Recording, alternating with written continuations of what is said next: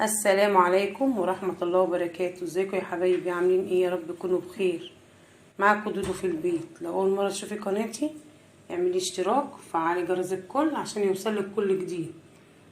ان شاء الله هنعمل مع بعض تفريز السبانخ اهو. بصوا حبايبي عاملة ازاي، خضرة وجميلة اهو. بصوا لازم نحطها في الفريزر وقت ما نبقى عايزينها تبقى سهلة بالنسبة لنا اهو حبايبي.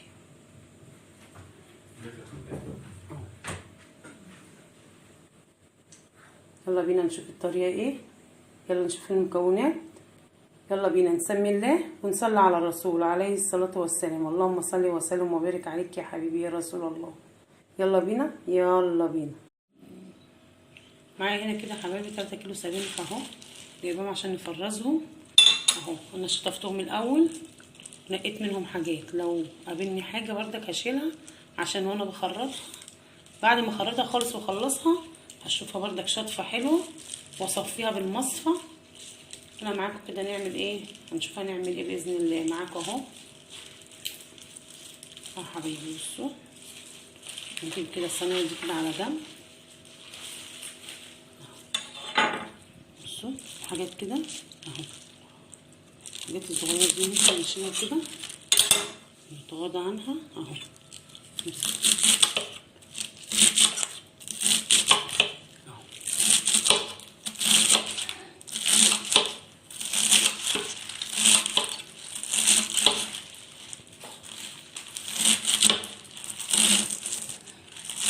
نخرطها حلو واغسلها بردك عشان تنضف معانا، عشان تبقى شايله ايه، تبقى شايله ترابه ورمله رفيعه كده خفيفه. ننضفها ان شاء الله. نحطها في ميه كتير ونروح شافينها ومصفينها. السبانخ دي بتبقى جميله جميله جميله في الاكل، وكمان يا حبايبي اصلا ما شاء الله عليها بترفع الانيميا، يعني اللي عنده انيميا ياكل سبانخ جميله.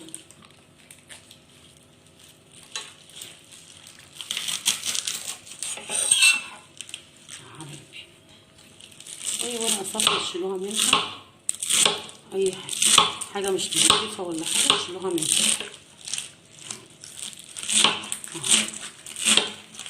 هخلص شويه كده وارجع لكم تاني يا حبايبي. كده انا قطعت اهو السبانخ كلها اهو.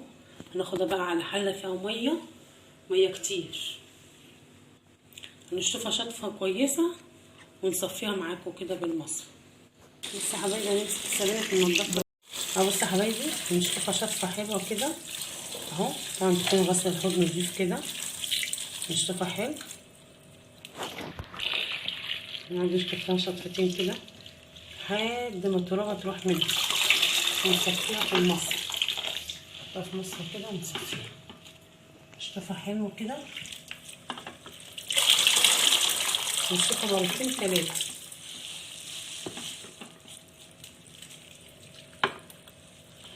نشطفها كده وصفها حلو وارجع لكم تاني اهو حبايبي. كده شطفناها شطفه حلوه، حطيناها في المصفى الكبيره الصفه.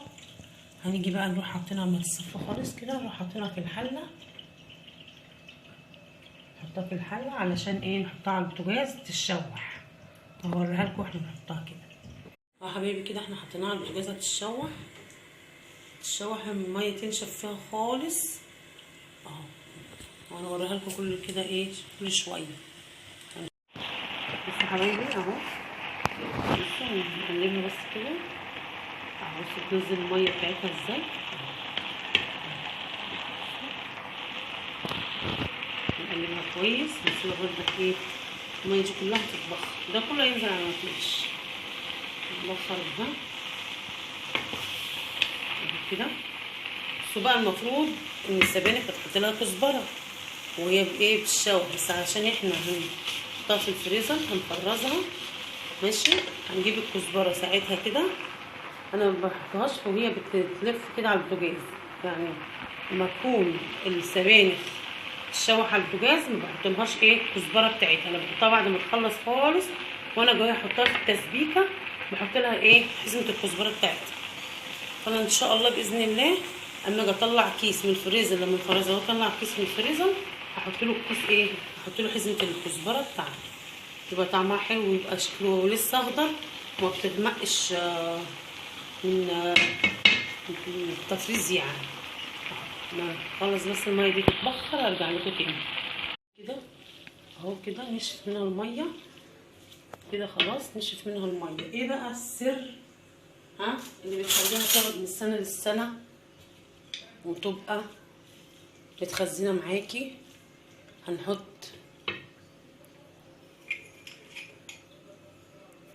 معلقه سكر كده عليها اهو، دي الماده الحافظه بتاعتها. هنقلبها كده كويس وزي ما قلت لكم واحنا جايين نطبخ هنجيب حزمه الكزبره ونقطعها ونحطها خضره كده زي ما هي اهو. هو دي الماده الحافظه اللي ايه، بصوا خضرها، بصوا عامله ازاي، بصوا خضره ازاي اهو. دي بقى هنحفظها في التلاجة من السنه للسنه. طلعي تعمليها، هسيبها تبرد بس شويه كده واجي فرزها معاكم في الكياس، نحطها نعبيها في الكياس كده اهو. بس نقلب حلو كده بس عشان السكر. دي الماده الحافظه بتاعتها اهو يا حبايبي. ماشي، نجيب بقى كيس عقبال ما تهدى كده، كيس من بتاعه السندوتشات او اللي احنا بنفرز فيها القوطه والكلام ده، هنفرز فيها بردك ايه السبانخ بتاعتنا. بصوا يا حبايبي كده اهو، خلاص خليناها بردت. بصوا كيس التلاجة اهي. هنجيب بقى ونعبيها كده شويه شويه. عايزه نص كيلو حسب الطبخه بتاعتك اهي، حسب طبختك.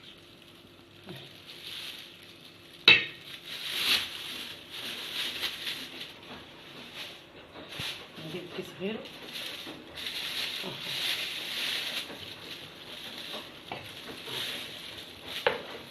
حسب الطبخه اللي انتي بتطبخيها.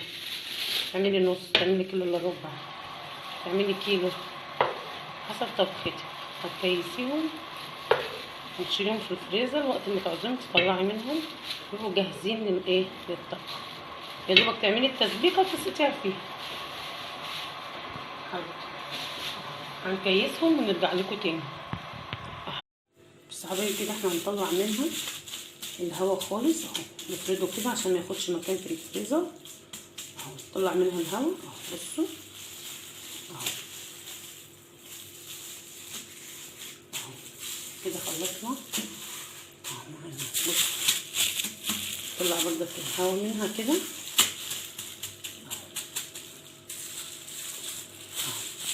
نظبط كيسنا كده ونطلع منه الهواء اهو اهو يا حبيبي اهو يا حبيبي. تخلصيها على قد ما انت عايزه، نص كيلو، كيلو الا ربع على قد طبختك اهو. انا عملت معاكم هنا في القناه الباميه والملوخيه، والله بقى تطلع منهم بقى كده سهله جدا. تلاقي الحاجه سهله معاكي وتطلعي تعمليها بكل سهوله. بصوا يا حبايبي اهو، تظبطيها كده وتطلعي منها الهواء اهو اهو اهو ما شاء الله عليه اهو.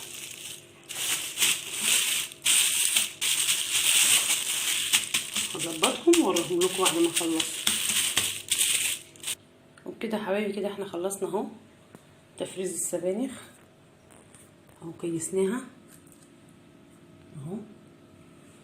بصوا بقى تحطوها في الفريزر، بصوا مش واخده مكان خالص اهو، بصوا مش تاخد مكان خالص معاكم في الفريزر اهو. نحطها في الفريزر وتسحبي منها زي ما انت عايزه. خلصنا الفيديو بتاعنا. لو عجبكم الفيديو اعملوا لي لايك بقى ان شاء الله اهو. بحبكم في الله. السلام عليكم ورحمه الله وبركاته.